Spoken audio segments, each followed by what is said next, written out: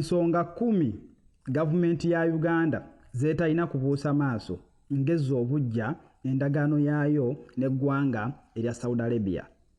Ensonga esooka, bamaidi balina okwongezebwa omusaala okuva ku mitwalo 9 okudda kakadde kamu emitwalo 3, at least ng'asembayo okufuna afuna kakadde.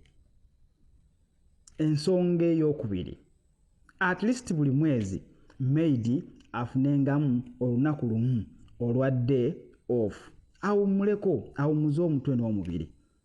Ensonga ey'okusatu, maidi bw'amalako emyaka gye 2 at least wabengawo akasente akamuweebwa koyinza okuyita graduate amanye nti mazeeko emyaka gyange 2 ninayo obukadde bwange 3 niwaba teyasevinga bulungi bwadde Uganda bwajja okutandikirako nga bwe kiri mu balenzi. Ensonga ey'okuna, ebbanga lya contract lirina okukendezebwa live ku myaka 2 lidde ku mwaka gumu naye nga guli subjected to renewal. Tikasita omalako omwaka gumu ng'oyagala kuzzaako endagaano ng'ozzaako, bw'oba toyagala ng'odda ewaka okusinziira embeera gy'oba osanzeemu ekiyumba ekyo. Ensonga ey'okutaano, insurance package. Bave ku byogera bwogezi kibeere kya tteeka nti mwana alina agenda okukola ba maidi abeera ne insurance bw'aba afunye obulwadde ng'alwadde aba asobola okujjanjabibwa. Ensonga endala, access bannange buli omu balina okumuwa wifi kibeere mu ndagaano nti kasita agenda mu nnyumba eri mu wifi mukama we alina okumuwa wifi aye talina kumuggyako ssimu nga bwe kibadde kubanga y'engeri yokka gy'asobola okwogeramu ne famire ye. Singa omwana aba amazeeko contract bino ebyekiziti visa biveewo omwana aba amazeeko mukama we ng'amutabuti agenda nga bwe kiri mu UAE ne Qatar ne mu nsi endala. N'omwana amazeeko mukama we akyamwetaaga badde akola bulungi n'alandawo okuteekawo drama n'amulemesa myezi 6 omwana ali awo tamuta kudda waka. Ekyo nakyo mukyogereko kiveewo.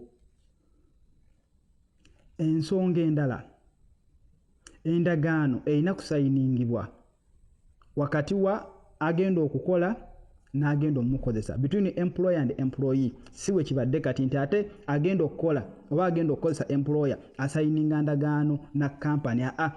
Muleke omwana ennyini aba asayininga endagaano ne mukama we, si ya company emutwala kumusayiningira. Ensonga endala, sente oba recruitment fee companies zijja ku bawalabu zikendeezeeko. Kuba kireetera omuwalabu okulaba omwana ng'amuguze nga asset ng'aguze ente n'amuyisa bubi. Singa akasente ako kanaakendeera mwana wattu oba oli awo nabo bajja kutandika okukyusa mu mpisa. Akasembayo akatalekeka, embassy eweebwe amaanyi n'obuyinza. Singa omwana alega obujulizi oba alaga obujulizi obw'enkomeredde nti accommodation mbi asula mu garage asula wabweru alya bifisse, embassy ebenga n'obuyinza obujjayo omwana oyo n'addizibwa ku ofiisi nga si byakumala kwegayirira employer.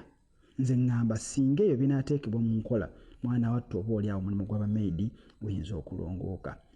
Assalamu alaikum warahmatullahi wabarakatuhu. Abenzikiriza endala mbapozesa kwenye mikono gyange. Nakola vidiyo eno njikuleeteddemu yerimu ebitundu 2. Vidiyo esose ogiwulidde bulungi ebyo ebintu omwami byakonyeeko z'ensonga zennyini ze twali twagala eggwanga lyaffe litesiganye n'eggwanga lya Saudi Arabia babe nga bazikoonako era nga baziteeka mu nkola. Good enough nti bazoogeddeko naye Saudi Arabia yakomezaawo ki eri eggwanga lyaffe erya Uganda ku nsonga z'aba Kadama abali mu Saudi Arabia. Ngenda kuba nkulekerayo vidiyo eyo mukwano gwange, ojja kuntera komenti yawo mu comment section. Ate tuwulire munnaye gwe endowooza yo eri etya sweetheart ku nsonga eno. Nina ebibuuzo bingi mu inbox yange naye nja kujja ndowooza nga mbaddamu ebimu mpola mpola, naddala babuuziza ku nsonga y'omusaala nti bana bali mu contract kati abali Saudi Arabia omusaala we gwongezebwa nabo bagenda kwongezebwa oba buli kimu ngenda kubanga nkibabuulira just kwekumira ku channel ya Shifada Hasula agenda kubanga akutuusaako buli kimu naye nga wooli nkusaba obeere mugumu. Nafunyeko amawulire aba Saudi Arabia ebintu ebimu babikkiriza, ensonga 3 bazikkiriza naye nga bataddewo akakwakulizo. naye ng'etteeka lino lirimu akakwakulizo ligenda kukosa nnyo baganda baffe abatolosi. Era mukwano gwange nkusuubiza vidiyo eddako togisubwa omanye biki Saudi Arabia byasaba eggwanga lya Uganda oba gavumenti ya Uganda ti omutolosi ono watyanga ebyo byonna gavumenti ya Uganda byasaba Saudi Arabia babikkiriza nabakakwakulizo kaabwe banaakakkiriza kusaba okumire ku channel ya Shifada Hasula ate olime kubanga osubwa amawulire gonna. Ekigambo ekiri ku mimwa gy'abantu endagaano wakati w'eggwanga lya Saudi ne Uganda yasaziddwamu si kituufu. Endagaano yayimiriziddwamu nga okuteeseganya kwe kugenda mu maaso. Gavumenti ya Saudi erina byesaba ye Uganda n'eye Uganda erina byesaba ye Saudi tebannatuuka ku nzikiriziganya. Nenu webanga esaziddwamu gwali Saudi tewali kyekikosa. Naawe oleda amaliriza prosesi yo yonna naawe osobola okugenda wabula ate omupya atandika obudde bwekyo kyo tekikyasoboka mpaka endagaano ngeziddwa bujja. Gwali Saudi gwamaliriza prosesi yenna gwatandika kansube nditegerekese bulungi. Gavumenti ya Uganda biki byeyagala? Gavumenti ya Uganda egamba kino ekintu ky'okuzza abaana e Uganda ng'emyezi 3 giyiseeko ekyo kikyamu mulina okukijjawo. Omwana mulina okumuwa chance endala n'asobola okukola kuba abazze kukola si kumuzza Uganda lwakuba nti amaze ku ofiisi emyezi 3. Gavumenti ya Saudi ekyagamba no tulina okubazza e Uganda.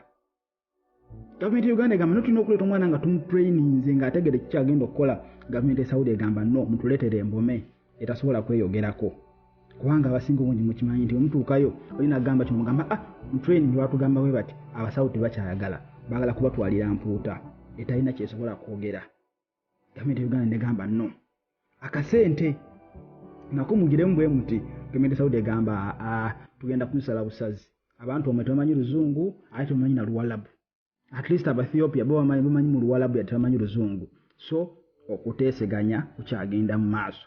Kuno okuteeseganya kugenda kutukosa twabagala okutambula naye ate kuyamba ffefe nyini kubanga mujjukire nze navaayo nimbagamba nti endagaano eno egenda kuddizibwa bujja omwezi guno era buli omu yawaayo submission ze biki gavumenti byeyina okutunuulira ng'erinewinga kati ne gavumenti oba oli awo mukama kadda yayambye ekyaluma jjiiko ketusuubire nti tebatunuulidde bafunira wokka training medical manya GCC n'ebirala batule ne ku nsonga zaffe ze twabagamba ez'omusaala okutuyisa obubi awamu ne monetary committee kansulenti abakungu ba gavumenti nazo muzikonsidalinze naye ze nategeddeko ezikyalemezza training ekyemyezi 3 n'omusaala ebyo byo nabikonfaminze.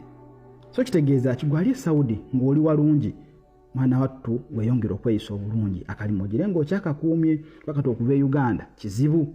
Naate obanga woli naawe bakunyiga tofiirayo kubanga oli nti basazizaamu endagaano obulamu bwe bugagga.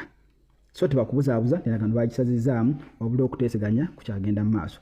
Gwali Saudi totya kintu kirina ekikukwatirako olina okukola ebbanga lyo lyewasayininga paka liweddeko.